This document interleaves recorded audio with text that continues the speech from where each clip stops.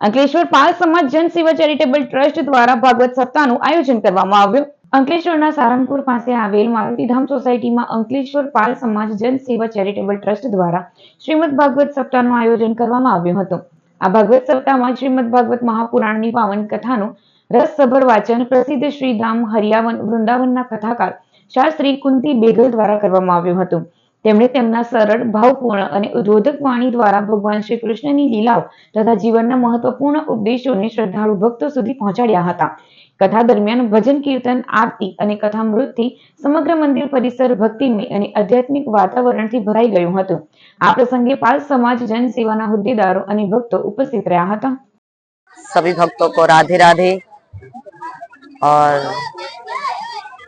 हमें तो आप सभी लोग जानते हैं, व्यास कुंती बघेल, मथुरा हरियावन धाम। और आज मैं अंकलेश्वर नगर गुजरात में आई हूँ। तो यहाँ पाल समाज में जो भगवान की कथा चल रही है, कारसदेव महाराज जी के मंदिर पर सभी लोगों ने बहुत सम्मान दिया है।